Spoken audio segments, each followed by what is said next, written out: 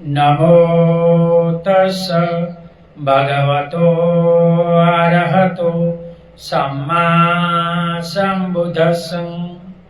नमो तस्स भगवतो अरहतो सम्मा सम्बुद्धस्स। नमो तस्स भगवतो अरहतो सम्मा सम्बुद्धस्स। बुद्धं शरणं गच्छामि, धम्मं शरणं गच्छामि, संघं शरणं गच्छामि। द्वितीयंपि बुद्धं शरणं गच्छामि, द्वितीयंपि धम्मं शरणं गच्छामि, द्वितीयंपि संघं शरणं गच्छामि, तृतीयंपि बुद्धं शरणं गच्छामि, तृतीयंपि धम्मं शरणं गच्छामि, तृतीयंपि संघं शरणं गच्छामि। इतिपिसो भगवा अरहं सम्बुद्धो विजाचरण सम्पन्नो सुगतो लोकविदु अनुत्तर पुरुषधम्म सारथि सत्था देवमनुष्यानं बुद्धो भगवान्। स्वाखातो भगवता धम्मो सन्दिठिको अकालिको एहिपसिको औपनायिको पच्यतं वेदितव्यो व्युतुम्। सुपटिपन्नो भगवतो सावकसङ्गो भुजुपटिपन्नो भगवतो सावकसङ्गो सामीचिपटिपन्नो भगवतो सावकसङ्गो।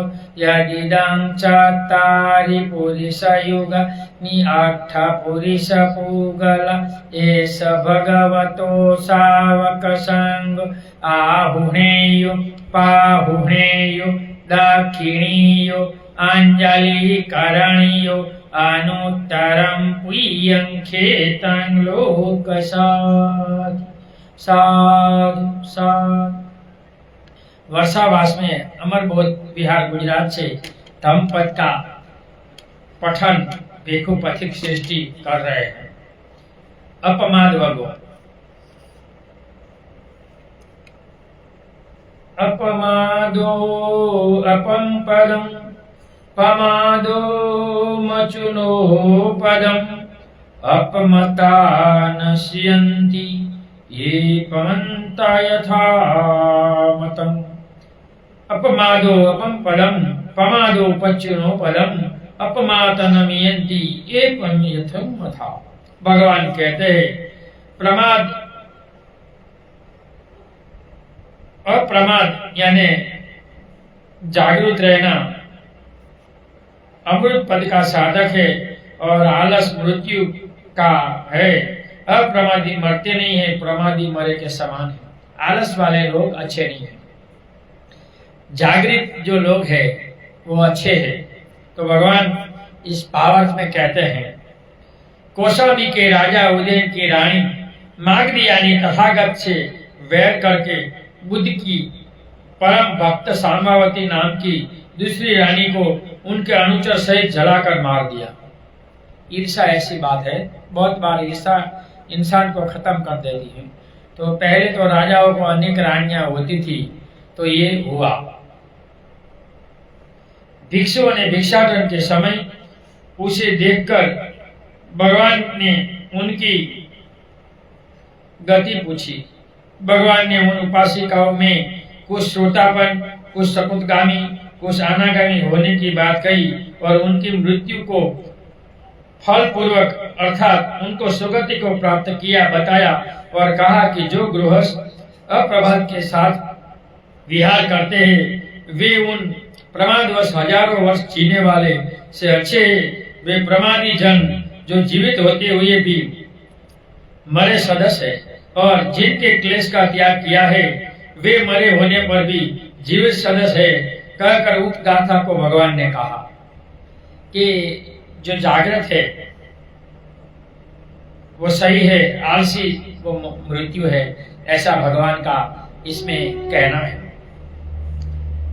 अनंत काल से हम इस संसार में प्रमादवश क्लेशवश जैसे कागज के पन्ने हवा के झोंके से इधर उधर उड़ते हैं, अपना उन पर कोई नियंत्रण नहीं है, वैसे ही हम इस संसार चक्र में दुख भोगते हुए विचरण करते हुए रहते हैं।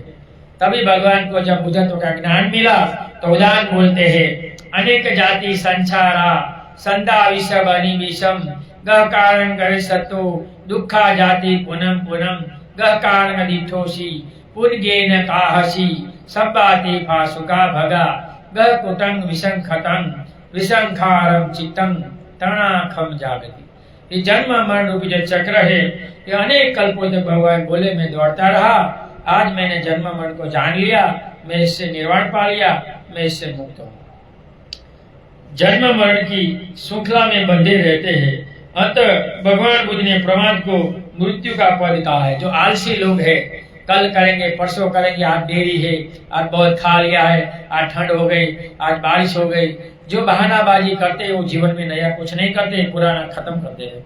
इसलिए कभी बहानाबाजी आलस्य में बाहर आओ और प्रमादी का जीवन जियो, अप्रमादी का जीवन जियो, प्रमादी का नहीं। आलस्य जीवन मत जियो, उत्साही जीवन जियो। जो काम जब करना होता है वो कर लेना चाहिए, जो करेगा वही कुछ पाएगा। कितनी बार हम लोग नरक में पैदा हुए होंगे और कितनी बार पशु पक्षी और आदमी का जीवन लिया होगा। सूत्र में भगवान बुद्ध ने कहा है कि यदि अपने मरने के उपरांत अपनी हड्डियों को जमा करके रखा होता तो आज सुमेरु पर्वत से भी ऊंची हो गई होती। कितनी बार जन्म लेकर मरा, इसलिए भगवान ने कहा कि जन्म मरण चक्र में मैं दौड़ा, समुद्र छोटा पड़े इतनी बार मैं रोया मृत्यु रोग से, समुद्र छोटा पड़े इतनी बार मैंने माँ का दूध पिया, अनेक कल्पों से ये दौड़ता रहा। अपने मित्रों के वियोग में बहा गए आंसू को यदि जमा करके रखा होता तो ये महासागर से ज्यादा हो गए होते। कितनी बार हमने जन्म लिया और कितनी बार हम मरे, ऐसी कोई योनि जाति नहीं बची होगी। 31 लोक में ये चित्त दौड़ता रहता है संतति के आधार पर, बैठता नहीं है। जैसा चुद हुआ चला जाता है, पानी की तरह है। नदिया में पानी चला जाता है, एक लगती है लेकिन अलग अलग पानी आया दूसरा गया, एक आया दूसरा गया, वैसे ही ये प्रॉब्लम है। ये जीवन ऐसे संतति है जिससे हमारा जन्म न हुआ हो, ऐसा कोई क्षेत्र नहीं बचा होगा जहां हम पैदा न हुए हो। इस संसार में आज तक असंख्य भगवान बुद्ध आए और आकर अपने अपने वचनों के द्वारा हमें शरणगार पर लगाया। इस काल में बुद्ध के पहले भी 26 बुद्ध हुए, 27 बुद्ध, ये 28 का बुद्ध है। कल्पों से बुद्ध जगत में आते रहते हैं।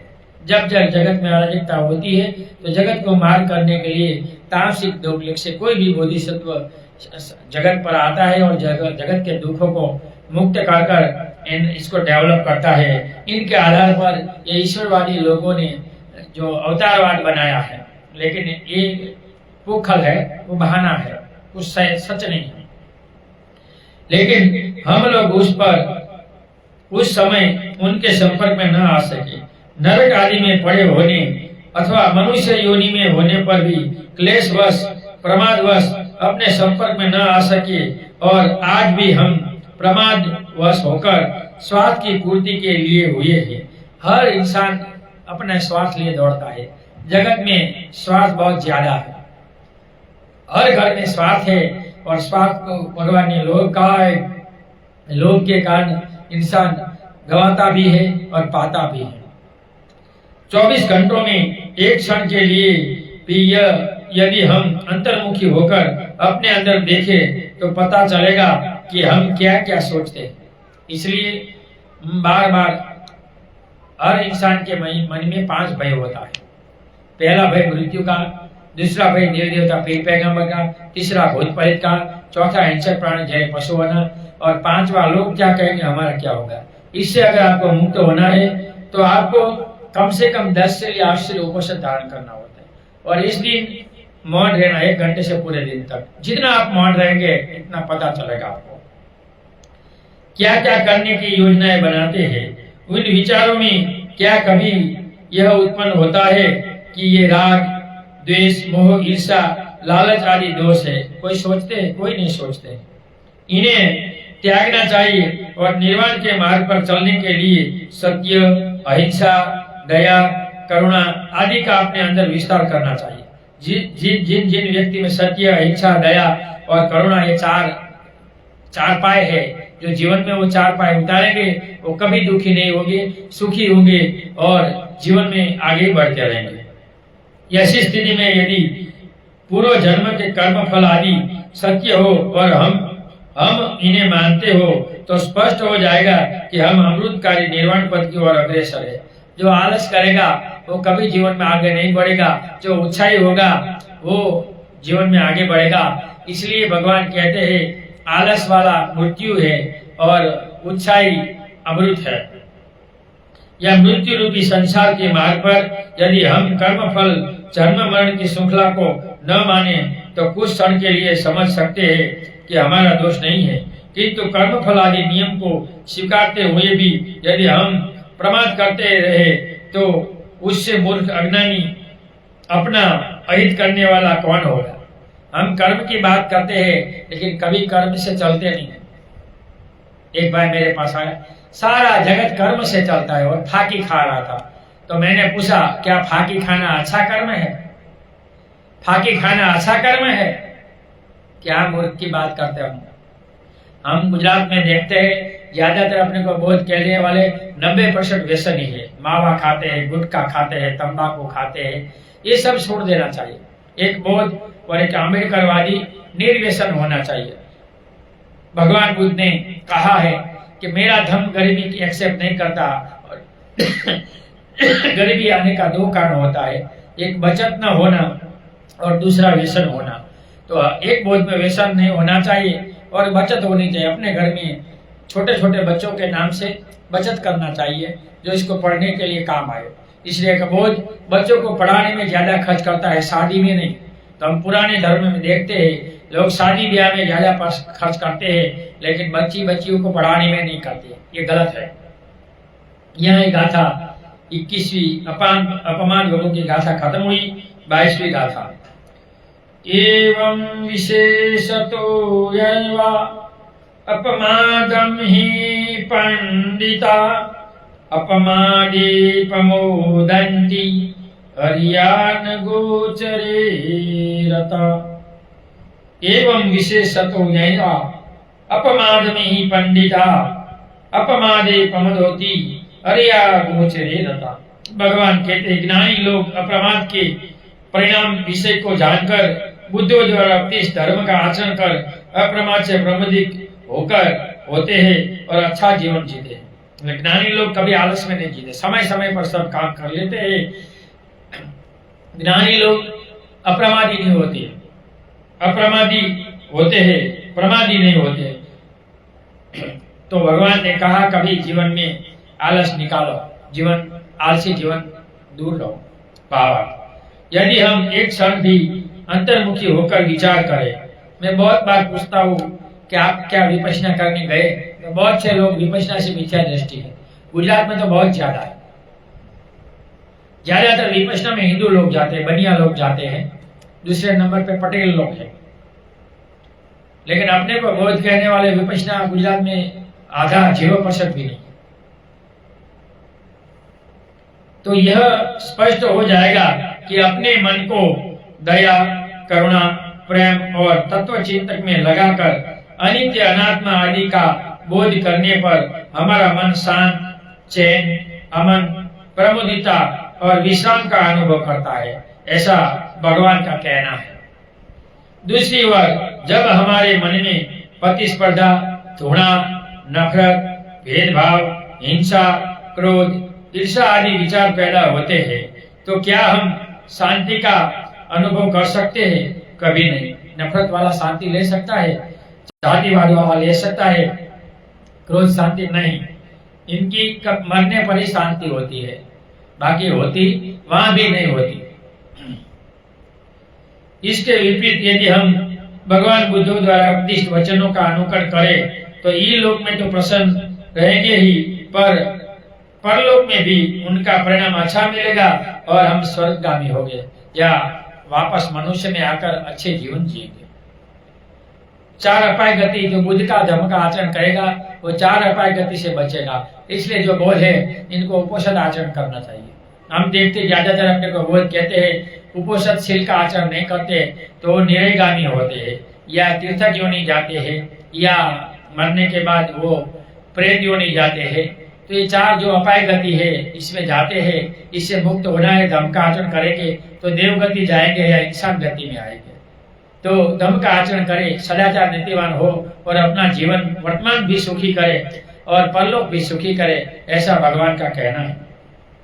यहाँ मैं यह स्पष्ट कर देना चाहता हूँ कि प्राय लोग ऊपर ऊपर से देखकर यह कह देते हैं कि सभी धर्मों में हिंसा, चोरी, परहित आदि का विरोध करते हैं और दया, धर्म, अहिंसा, करुणा आदि का पाठ सिखाते हैं।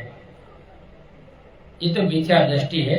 सत्य को असत्य और असत्य को सत्य समझना ज्यादातर लोग ऐसे हैं। अतः सभी समान है, एक ही। यद्यपि लोग मुख से ऐसा करते हैं किंतु वे अन्य धर्मों की आलोचना भी करते रहते, बोलते हैं लेकिन करना कुछ नहीं। ज्यादातर लोग ऐसे, बोलना सरल है, जीवन में आचरण नहीं करना है। ऐसे तो चींटी को दाना देते हैं, सनातन धर्म में चींटियों का ख्याल रखते, पशु पक्षी का रखते हैं, लेकिन अस्पृश्य का नहीं रखते, पानी पीने नहीं देते थे। ऐसा अनुभव डॉक्टर भीमराव आम्बेडकर को हुआ और इसने पानी के लिए सत्याग्रह किया, लेकिन भारत के लोग वो सत्याग्रह नहीं पढ़ाते, नमक का सत्याग्रह पढ़ाते हैं। जो इंसान को बचने का सत्याग्रह वो नहीं पढ़ाया, नमक का पढ़ाया। दूसरी ओर आज दुनिया में बरसात के पानी की तरह जिसका कोई मूल्य अता पता नहीं है, ऐसे गली गली में संप्रदाय और पंथों का झुंड फैल रहा है। 6000 संप्रदाय है भारत में। सब बोलते हैं मेरा अच्छा, मेरा अच्छा, मेरा अच्छा, लेकिन किसका अच्छा है किसको पता? किसी को नहीं पता किनका अच्छा है या किनका सही है। निश्चित यह वास्तविक धर्म न होकर तथाकथित स्वयं धार्मिक नेताओं की स्वार्थ सिद्धि के लिए लोगों की कमजोरी पर खेला जा रहा एक विष है। तो भारत में ये विष बहुत फैल चुका है, लेकिन लोगों को भी वही चाहिए, ये सही है, ये सही है, ये सही है। इतनी वैज्ञानिक युग है, मोबाइल का युग है, 1 सेकंड में अमेरिका बात हो सकती है वीडियो कॉलिंग से। इतने युग में अंधश्रद्धा भी इससे सबसे ज्यादा फैल रही है। लोग बुद्धि का उपयोग नहीं करते, तर्क का उपयोग नहीं करते और ईश्वरवाद पर छोड़ देते हैं। इसमें अनेकों ऐसे संप्रदाय हैं जिन्हें देश विदेश से धन आता है और उनका प्रयोग लोगों को आपस में बांटने के लिए करते हैं। इस देश में तो इनका भी सही उपयोग नहीं होता। ये बच्चों के लिए जो बिल गेट देता है, देखते हैं आंगनवाड़ियों में कैसे उपयोग होता है, हम देख रहे हैं। यहाँ हमारा एक उद्योगपति ने करोड़ों रुपया शादी में बहाया, लेकिन गरीबों को दान नहीं किया। सनातन धर्म में लोग दान कम करते हैं, सबसे ज्यादा दान ख्रिस्ती लोग करते हैं, क्रिश्चियन लोग। इन्हीं लोगों द्वारा समाज में अशांति का बीज धर्म और शांति के नाम से बोया जा रहा है। इससे हमें सावधान रहना होगा। किसी धर्म या पथ में प्रवेश से पहले उसके संस्थापक पर कम से कम विचार तो अवश्य करना चाहिए और स्वयं अपने आप जिस समाज जिस धर्म में पैदा हुआ हो उसे भी अच्छी तरह से समझाना होगा, लेकिन वो अब नहीं समझ सकते। बहुत बार हम देखते हैं माता पिता बच्चों को आगे नहीं बढ़ने देते। बुद्ध बनना है, नहीं बनना है, नहीं बनना, नहीं बनना। माता पिता पकड़ कर रखते हैं, क्या हो जाएगा पता नहीं, क्या आते बुद्ध बनेंगे तो शादी कैसे करेंगे? तो शादी की कहाँ चिंता कर रहे हो? पढ़ाने की चिंता करो, पढ़ाने के पीछे पैसे खर्चो, शादी के पीछे वो पढ़ जाएगा तो सब हो जाएगा, अपने आप पर शादी कर लेगा और मिल जाएगी, नहीं पढ़ेगा तो कुछ नहीं मिलेगा।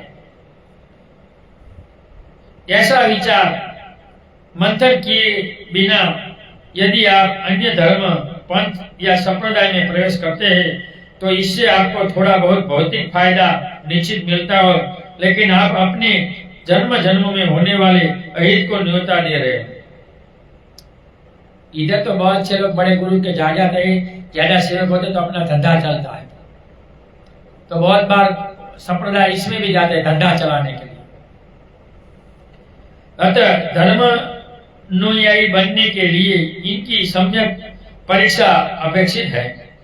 मैंने एक बोध होने के नाते नहीं बल्कि सामान्य चिंतक होने के नाते दुनिया के अनेक धर्म दर्शनों को सुनने और पढ़ने का प्रयास किया। दुनिया में एक ही भगवान ऐसा है, बुद्ध, जिसने कहा मैं सही हूँ, पहले दूसरों को पढ़ लो और देखो सही कौन है। तो दूसरे धर्म मना करते हैं, स्वधर्म अच्छो भयो पर धर्म मयो भयो। अपना धर्म जैसा है इसमें पड़े रहो, दूसरे धर्म में न जाओ। लेकिन भगवान ऐसा नहीं कहते। वास्तव में मुझे बौद्ध धर्म के विचारों के अत्यंत प्रभावित किया। ऐसा कोई उच्च विचार अन्य धर्म दर्शनों में नहीं है जो भगवान बुद्ध के धर्म में है। दुनिया में इनके जैसा कोई धर्म नहीं है।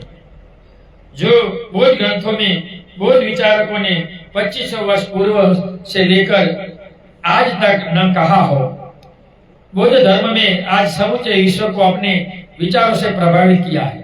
सबसे बुद्धिजीवी वैज्ञानिक लोग विपश्यना करने जाते हैं, हर धर्म के। जैन संप्रदाय मुझे बहुत मिलते हैं, हर धर्म के संप्रदाय भगवान बुद्ध की विपश्यना करने जाते हैं। सबको चाहिए जन्म मरण से मुक्ति, सबको चाहिए। दूसरे ख्रिस्ती है, इस्लाम है, यहूदी है, वो जन्म को नहीं मानते, फिर भी विपश्यना को मानते, विपश्यना में जाते हैं। आज दुनिया के कोने कोने में इसका प्रचार प्रसार हो रहा है। बौद्ध धर्म की तुलना आज हमारे क्षेत्रों के गांव की गलियों में अन्य तथाकथित नवपंथों में किया जा रहा है। ज्यादातर नवपंथ अपना पंथ चलाने के पूरे दिन भगवान बुद्ध की बात करते हैं और लास्ट में ईश्वरवाद को ला देते हैं। हर धर्म बुद्ध की बात करता है और बाद में से अपने धर्म के लाकर छिपा देता है। इस संसार की आधुनिक विज्ञान की परिस्थिति ऐसी है जिसका कोई अपना इतिहास नहीं है। मैं इन ग्रंथों के माध्यम से कहना चाहूंगा कि ऐसा कोई विचार हमें कहे कि बौद्ध ग्रंथों में उल्लेखित नहीं है, जिससे स्वयं जन्मजात बौद्ध संस्कृति में पैदा हुए होने पर भी अन्य धर्मों में दीक्षित होना पड़ रहा हो तथा यह पंथ हमें इन विचारों से प्रभावित कर रहा हो। हर धर्म के लोग भगवान बुद्ध के विचार से प्रभावित है। हम देखते हैं कि हमारे बड़ा प्रधान यहाँ राम मंदिर बहुत अच्छा बनाया, लेकिन जो विदेश जाते हैं तो वहां बोलते हैं मैं बुद्ध के देश से आया और बुद्ध की मूर्ति देते हैं। हमारे एक सन्यासी वो बाहर गए तो इसने भी बुद्ध का मूर्ति दी कि हम बुद्ध के देश से आए। हमारा हित कर रहा है कि यदि ऐसी बात है तो मैं भी उस पंथ को स्वीकारने के लिए तैयार हूँ। यदि आपको इन पंथों से व्यक्तिगत आर्थिक लाभ मिल रहा हो, व्यक्तिगत सम्मान मिल रहा हो, यदि उसके लिए आपने अपने को बेचा हो तो मैं कुछ नहीं कह सकता। अन्यथा धार्मिक दार्शनिक विचारों से देखा जाए तो मैं इस धर्म को सर्वश्रेष्ठ मानता हूँ। जो भगवान बुद्ध का जो धर्म है दुनिया में वो सर्वश्रेष्ठ है। इसमें ज्ञानी लोग होते हैं, वो शोक नहीं करते, प्रमादी रहते, चलते रहते हैं, ज्ञान पढ़ते रहते हैं और जीवन में उतारते रहते हैं। यहाँ एक गाथा 22 की खत्म हुई, 23 की गाथा अप्रमाद वर्ग यानी कि जागृत वर्ग, अप्रमाद यानी जागृत, उत्साही, कार्य करने वाला। तेजाइनो सातंतिका निचंगहं परकम्मा फुसन्ति धीरा निवान् योगक्षेमम् अनन्तरम्।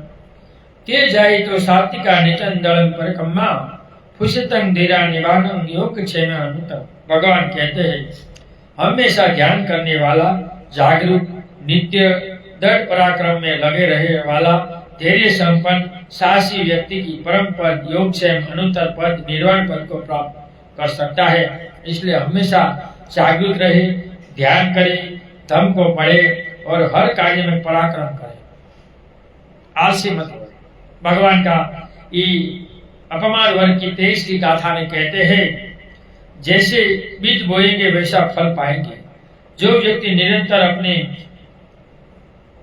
प्रभास्वर चित्त में स्थित रहता है, जागरूक रहता है, आलस्य एवं सांसारिक प्रलोभनों से दूर रहे, नीच विचारों को अपने तक आने नहीं देता, सबका शुभ और मंगल ही चाहता है, उनका ध्यान दृढ़ ही होगा। जो नेगेटिव रहेगा इनको कभी ध्यान नहीं आएगा। ध्यान होगा, बैठेगा तो 4 विचार आएगा, काम छंद व्यापार विजय का थेन विचिका, और ध्यान आगे नहीं बढ़ेगा। इसके लिए इनको सिलवान बनना चाहिए। कभी कभी 1 साल तक आनापान करना चाहिए, इसके बाद इसमें आना चाहिए। और साल में एक बार जो बोध है, इनको 10 दिन विपश्यना में जाना चाहिए, और हर सप्ताह 1 बार विपश्यना करनी चाहिए। वह अनुत्तर परम पद निर्वाण को प्राप्त करेगा ही। यह प्रकृति का नियम है कि ऐसा तुम चाहोगे वैसा तुम पाओगे।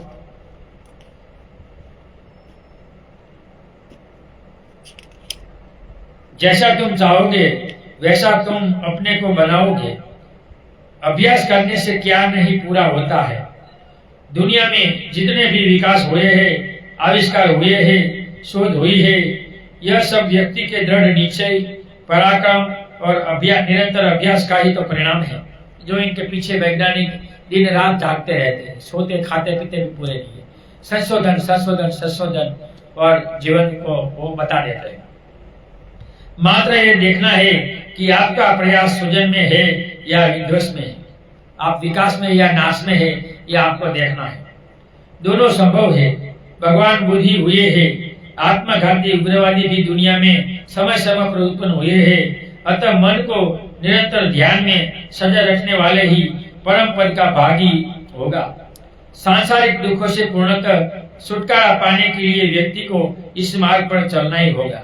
भगवान ने कहा कि संसार में दुख है, दुख का कारण है, दुख का मार्ग है, दुख का उपाय है। भगवान सत्यवादी है, हेतुवादी है, आशावादी है और क्रियावादी है। दूसरे धर्मों में यह नहीं मिलेगा। नीतिमता बुद्धिज्म का इंजन है, दूसरे धर्म में डिब्बा है, समाज की जरूरत है। नीतिमता ईश्वर के लिए कुछ नहीं है। इनके अतिरिक्त कोई अन्य उपाय भी नहीं है। दुख से वास्तविक निवृत्ति का यही एकमात्र मार्ग है। इस पर चलना ही होगा। जो चलेगा वो निर्वाण को पाएगा, या सोतापति सतुगामी अनागामी अरहत वो हो सकता है। तो इसके लिए प्रयत्न रहना पड़ेगा। नियमित ध्यान साधना अभ्यास जो करेगा, परियति पटे पटे वेदन, जो भगवान का धर्म कहता है कि सिलवान बनो, धर्म को सुनो और जीवन में विपश्यना करके जन्म मरण चक्र से मुक्त हो। जब तक तुम ये नहीं करोगे तब तक तुम अच्छी तरह ये जीवन में आगे नहीं बढ़ सकते। यहाँ ये 23 की गाथा खत्म हुई, 24 की गाथा। उठानवतो समीमतो शुचिकम सनिमकारिणो संयतस धम्म जीविनो अपमतस्य यथो विवंठति। उठानवतो समीमतो शुचिकम निकारिणो संयतम जीविनो अपमतम पयो विवतन। भगवान कहते हैं, उद्योगी, जागरूक, शुभ कर्म करने वाला, सोच समझकर कर्म करने वाला, संयमी, धर्म अनुसार जीविका चलाने वाला, अप्रमादी मनुष्य यश और वृद्धि को पाता है। अगर आपका यश और वृद्धि करना है तो निरंतर काम करना है, सदाचारी रहना है, त्यागी बनना है, और जो काम हाथ में लिया है वो पूरा करना है। जब जब ऐसा करेंगे इनको कभी कोई प्रॉब्लम नहीं होगा। भावार्थ, राजगृह में कुंभक घोषक नाम का एक सेठ का पुत्र रहता था। उसके माता पिता उनके लिए बहुत सारा धन छोड़कर चल बसे थे। स्वयं वह राजा बिंबिसार के पास नौकरी करता हुआ अत्यंत सादा जीवन पालन करता था। कभी भी उसे अपने माँ बाप की संपत्ति पर गर्व नहीं किया। स्वयं खुद काम कर धर्मानुसार जिया था। उनकी चर्चा जब भिक्षु संघ में चल रही थी तो तथागत ने उसे सुनकर उक्त गाथा को सुनाया। बहुत से लड़के हैं जो माता पिता पर जीते हैं, लेकिन ऐसे कम लड़के हैं कि मुझे माता पिता का कुछ नहीं चाहिए, दूसरे भाई या बहनों को दे दो, मैं अपने पग पर जीऊंगा। इससे कम लोग होते हैं ये धनी सेठ के जैसे। मनुष्य को इस संसार में जन्म लेने के पश्चात इस सांसारिक जीवन में जीने के लिए कुछ न कुछ कार्य तो अवश्य करना पड़ता है, पेट के लिए। लेकिन ज्यादा अभी तो मौज शौक हो गया है, पेट के लिए कम, मौज शौक ज्यादा हो गया है। काम के बिना व्यक्ति जो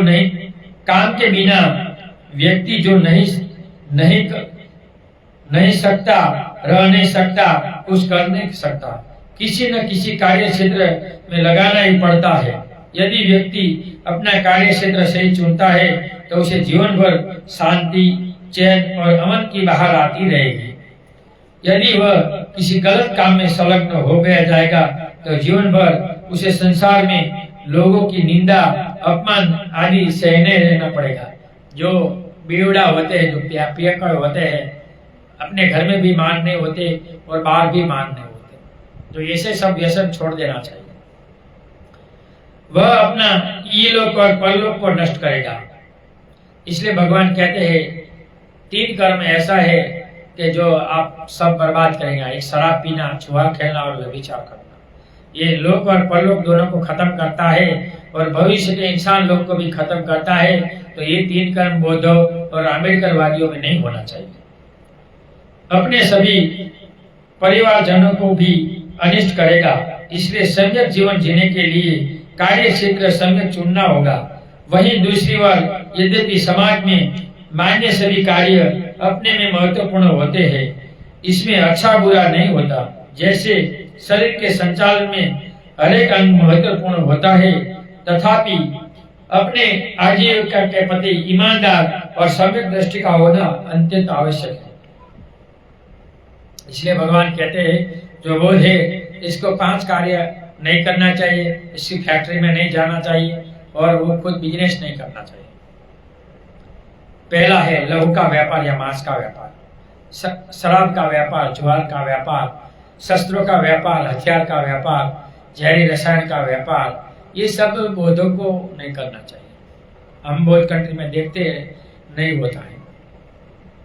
सम्यक व्यापार करने से हमारी स्थिति का सम्यक होती है और हम जन्म मन से बाहर निकल सकते हैं और जीवन में आगे बढ़ सकते हैं। असम्यक का बिजनेस से वो हमारे मन पर पड़ता है और हमारा ध्यान भी नहीं होगा। क्या अब कत्ल खाने में काम करने वाले लोग ध्यान कर सकते हैं? रोज लहू देखते हैं, फटफटे पशु देखते हैं, क्या वो कर सकते हैं? कभी नहीं कर सकते। अपने कार्य के प्रति जागरूक प्रयत्नशील होना जरूरी है। उनके बिना हम आगे नहीं बढ़ सकते। यदि विद्यार्थी हो उसे एक एक करके शब्दों को स्मरण करना होगा। बिना स्मरण किए शब्द अपने से नहीं आता।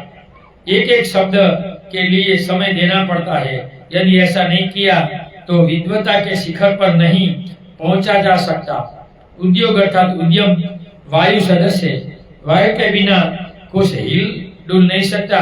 उसी प्रकार उद्यम के बिना लोकोत्तर किसी भी क्षेत्र में सिद्धि नहीं मिल सकती। इसलिए उद्योग करना चाहिए। ध्यान में बैठना, कोई भी परिस्थिति है बैठना चाहिए। कोई भी परिस्थिति है शिविर में जाना चाहिए। एक बौद्ध शिविर में जाता है, लेकिन हम गुजरात में देखते हैं सब रेला करते, सांस्कृतिक कार्यक्रम, बुद्धिज्म का डायरा, ये सब गलत है। बुद्ध में ऐसा नहीं होता। अतः अपनी योग्यता, चित्त वृत्ति के सामर्थ्य और संस्कार के अनुसार कार्य का चुनाव कर उद्यम, संयम, जागरूकता पूर्वक कार्य करने से व्यक्ति इहलोक में यश और समृद्धि का भागी बन सकता है। हम गुजरात में देखते कहीं वर्षावास नहीं है। बहुत 110 विहार है, लेकिन कोई भिक्षु को वर्षावास करने नहीं बुलाते। 3 महीने हम सामने से कहते थे 3 महीने कौन भोजन दे।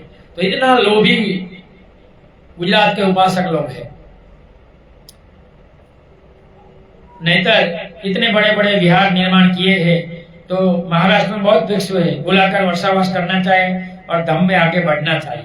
110-20 स्कूल है विहार, लेकिन टीचर सिर्फ पूरे गुजरात में 3 है।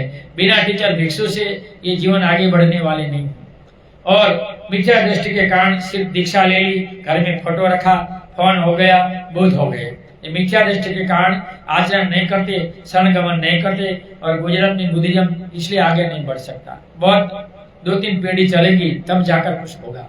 हम देखते हैं 50 साल पहले जो बौद्ध बने थे उनकी पीढ़ी पीछे चले गई है, एक समाज नहीं बना है, तो कैसे बाबा साहब का दम आगे बढ़ सकता है। इसी वीर्य, उद्यम और संयम में ही अध्यात्म की सीढ़ी चढ़कर व्यक्ति पराकाष्ठा तक पहुंच सकता है। उत्साह, उद्यम और संयम ये 3 जिसमें होगा वही ध्यान में आगे बढ़ सकता है और वही उद्योगी, जागरूक, शुभ कर्म करने वाला, सोच समझ कर संयम करने वाला और मनुष्य रूपी जीवन में आने वाला या देवता जीवन में जाने वाला या मनुष्य जीवन से मुक्ति करने वाला हो सकता है, बाकी नहीं हो सकता है। तो एक बौद्ध को ऐसे उद्योगी जीवन जीना चाहिए, लेकिन हम ज्यादातर बौद्ध देखते हैं जो अपने घर भिक्षु को भी नहीं बुलाते, ऐसे बौद्ध है। लेकिन 3 मंगल कार्य है, पुण्यानुमोदन, परित्राण पाठ और गभ मंगल बिना भिक्षु से नहीं होता। भगवान ने 38 मंगल में कहा है कि माता पिता के नाम पर धर्म प्रचार, शुभ कर्म करना अच्छी बात है। तो जब जब माता पिता का स्मृति दिवस होता है तो अपने घर भिक्षु को बुलाकर, छोटे की दृष्टा रखकर, भोजन दान देकर बुलाना चाहिए। तो गुजरात में ऐसा कोई करते नहीं, इसलिए भिक्षु बढ़ते नहीं है। महाराष्ट्र में ऐसा है, इसलिए भिक्षु बढ़ते रहते हैं वहाँ। तो यहाँ कोई परित्राण पाठ माता पिता के स्मृति दिवस में करते ही नहीं। करेंगे तो भिक्षु आगे बढ़ेगा, परित्राण पाठ आगे बढ़ेगा और देशना बढ़ेगी और विहार बढ़ेंगे और टीचर भी अच्छे बढ़ेंगे और विद्यार्थी भी आगे बढ़ेंगे। यहाँ एक गाथा खत्म हुई, 25वीं गाथा में पढ़कर आपको सुनाता हूँ। उत्थानेनं प्रमादेनं स्वयमेन दबेन च दीपं कैराथ मेधावी अयि ओदो नाभिकिरन्ति। उत्थानेनं प्रमादेनं संयमेन दमेन च दीर्घकैराथ मेधावी य ओदो नाभिकिरति। भगवान कहते हैं बुद्धिमान व्यक्ति उद्योग, अप्रमाद, संयम और दम पर ऐसा द्वीप बनावे जिसे बाढ़ डुबा न सके। अत्यधिको भव, द्वीप जैसा बनो कि इनके ऊपर पानी आता जाता रहता है तो डूब जाता है और बाहर निकल जाता है। ऐसे एक स्थिर होना चाहिए। लेकिन वो बुद्धिमान व्यक्ति होते हैं जो नियमित ध्यान करते हैं, उद्योग करते हैं, आलसी नहीं होते, संयम होते हो और अपने दम पर ये पूरे मानव जीवन में, संसार में रहकर जलन मन से मुक्त होने का प्रयास करते और बाहर निकल जाते हैं। ऐसे कम लोग होते हैं, लेकिन होना चाहिए। भावक राजगुरु के वेणुवन विहार में महापंथक और चूल पंथक नाम के 2 भाई भिक्षु बन गए थे। महापंथक प्रवजित होकर कुछ दिनों के अंदर ही अरहत हो गए। चित्त की 4 अवस्थाएं, सोतापति, शकुतगामी, आनागामी और अरहत। तो भगवान ने कहा 4 मार्गों पर व्यक्ति कोई पण एक मार्ग पर चलने से सोतापति हो सकता है, 3 बंधन टूटते हैं। तो वर्षावास में चतुर्निपात की शिविर होती है, इसमें भिक्षु आचरण करते हैं। इसमें उपासक को भी जाना है 7 दिन में अनागारिक और 10 दिन सामने बनकर। बार बार सूत्र पठन करने से अर्थ समझने से चित्त खुल सकता है, आप सोतापति हो सकते हैं। बार बार धर्म सुनने से, सुने धर्म अन्य को कहने अभ्यास करने से और ध्यान साधना करने से, विपश्यना करने से, ये 4 मार्ग है। कोई भी एक मार्ग से आप आगे बढ़कर सोतापति हो सकते हैं, जिनको बाबा साहब ने प्रबुद्ध भारत कहा है। बोधमय भारत नहीं, लेकिन हम बोधमय करने निकल पड़े, प्रबुद्ध तो नहीं करते। एक प्रबुद्ध व्यक्ति सोतापति होता है, 11 लोग इससे जुड़े होते हैं और वो आगे बढ़ता है। जितने भी ओढ़, कितने भी बारिश, कितना भी पराक्रम, ये आगे लोग क्यों आए, लेकिन वो अपने मार्ग पर ही बढ़ता रहता है। चूल पंथक 4 माह में भी एक गाथा याद नहीं कर सकते थे। तब महापंथक ने उन्हें विहार छोड़कर चले जाने के लिए कहा और बहुत फटकार लगाई अपने भाई को। मूर्ख है, तुझे कुछ याद नहीं आता, तुझे कुछ करना नहीं है, बहुत डांटा और वो रोने लगा। चूल पंथक दूसरे दिन विहार से निकलकर जा रहे थे। रास्ते में भगवान बुद्ध से भेंट हो गई। तब भगवान ने उन्हें रोककर विपश्यना करने को कहा। वो रो रहा था तो भगवान ने, खड़े रहो भिक्षु, कहाँ जा रहे हैं, क्या है, तो पूरी इसकी माहिती इकट्ठी की और तब भगवान ने कहा और वे बहुत जल्दी ही ऐसा बोलते भगवान ने ये कपड़ा लो, इसको ऐसे ऐसे करो, और किया और अरहत हो गए। अतः ध्यान भावना के लिए बहुत स्मरण करने की आवश्यकता नहीं होती है। इसलिए बुद्धिज्म में पंडित बनने की जरूरत नहीं है, ध्यान साधना करने के लिए अनपढ़ लोग भी बुद्धत्व प्राप्त कर सकते, इसलिए पढ़ने की जरूरत नहीं।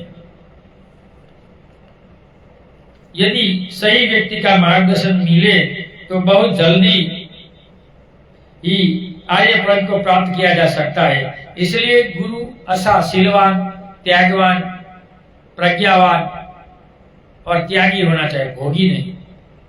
तो सनातन धर्म के गुरु गांडा, गुरा गोबरा, गुरु देवन का देव, ये बात को हम नहीं मानते। गुरु शीलवान, गुरु त्यागवान, गुरु प्रज्ञावान, ऐसा आचरण वाला होना चाहिए, या फकड़ होना चाहिए, त्यागी होना चाहिए, अकेले होना चाहिए, वरना इसको त्याग दो। जब चूल पंथक भिक्षु ये अरहत की प्राप्ति की बात भिक्षु में चल रही थी, उसे सुनकर भगवान ने उस गाथाओं को कहा। तभी भगवान ने गाथा गाई थी कि बुद्धिमान व्यक्ति उद्योग में स्वयं और दम पर ऐसा दीप बनावे तो इसको डूबो न सके। तो ये पंथक ने दृढ़ता से काम किया और निर्वाण को प्राप्त कर लिया।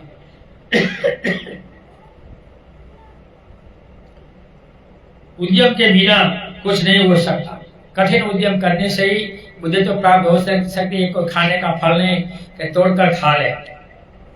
यदि आप थोड़ा सा प्रयास करेंगे तो ही थोड़ा प्राप्त कर सकेंगे। यदि मध्यम स्तर का प्रयास करेंगे तो मध्यम स्तर का फल प्राप्त करेंगे। यदि उत्तम स्तर का प्रयास करेंगे तो उत्तम परिणाम भी उत्तम ही होगा। सर्वोच्च स्थान को प्राप्त करेंगे। और खरगोश और कछुए की दौड़ की कहानी प्रसिद्ध है कि खरगोश और कछुआ था, दोनों ने एक जगह दौड़ने का ठेका रखा। कछुआ तो धीरे धीरे जा रहा था, खरगोश दौड़ कर गया, आगे जाकर सो गया। जब उठा तो देखा अरे वो दौड़ कर गया तो वहां कछुआ पहुंच गया था। ऐसा होगा। अपनी इंद्रियों को संयम में रखे बिना कोई कार्य सही नहीं हो सकता। यदि मन रूप, शब्द, गंध, रस आदि के लिए लिप्त हो जाए तो आप अपने कार्य में मन को केंद्रित नहीं कर सकेंगे। अपना मन है, रूप आंख से रूप देखता है और इसमें लपक जाता है। शब्द अच्छा गीत आता है तो ध्यान भटक जाता है। गंध अच्छी सुगंध आती है तो खाने का मन हो जाता है, विकाल भोजन भी हो जाता है। रस ये चखते हैं तो कि ये ठीक है, चलो चलेगा, आज उपनिषद होगा या नहीं होगा। तो ये लोग इंद्रियों का जो गुलाम होते हैं वो जगत में कुछ नहीं कर सकते। इसलिए भगवान कहते हैं कि इंद्रियों का गुलाम मत हो। समय पर पहला गुलाम भोजन से छूटना चाहिए। समय पर जो मिला है, जैसा मिला है वो खा लो, फेंको मत। बहुत से लोग फेंक देते हैं, घर में बीवियों से झगड़ा करते हैं। जब तक मन में एकाग्रता नहीं आएगी तब तक कोई भी कार्य सफलतापूर्वक संपन्न नहीं हो सकेगा। एकाग्रता के लिए आनापान ध्यान सीखना होगा। हर रोज 10 मिनट जो लोग आनापान सती सीखेंगे, जीवन में इनको कभी कोई प्रॉब्लम नहीं होगा। तो आनापान सती ध्यान सीखना चाहिए। अध्यात्म के क्षेत्र में तो उद्यम, आत्मसंयम, आत्मविश्वास और भी जरूरी हो आता है। जिनको कुछ पाना है तो उद्योग और आत्मसंयम और आत्मविश्वास करना चाहिए। अपने भी आत्मविश्वास नहीं है, गुरु पर आत्मविश्वास नहीं है, तुम कैसे पास होगे। बहुत से लोग विपश्यना में जाते हैं लेकिन आत्मविश्वास नहीं होता। समय निकालने के लिए, दूसरों को दिखाने के लिए, और वहां जाकर सो जाते हैं। 20-20, 30-30 दिन की शिविर करने वाले मैंने भिक्खु देखे हैं। जो दिन निकालना है, यहाँ विहार में पड़े रहना तो अच्छा है, ये विपश्यना में पड़े रहे। क्योंकि हमारे राग द्वेष मोह को कोई दूसरा हमारे चीज से निकाल नहीं सकता, हमें ही निकालना पड़ेगा। हम गुरु को मार्गदर्शन रूप में स्वीकार सकते हैं लेकिन गुरु भी हमारा राग द्वेष मोह नहीं निकाल सकता, हमें खुद को निकालना पड़ेगा। उसे तो स्वयं अपने ही प्रयास से निकालना होगा। निकाल कर अपना दीप स्वयं अपने को बनाना पड़ेगा। जो पानी में दीप होता है, डूब जाता है और निकलता है, ऐसे दीप बनना चाहिए। दीप को कुछ नहीं होता है, पानी चला जाता है तो वो स्थिर रहता है। ऐसा आध्यात्मिक मार्ग वाले व्यक्ति को स्थिर रहना चाहिए। जो बोझ होता है वो स्थिर रहना चाहिए। विचलित नहीं होने से कुछ नहीं कर सकते।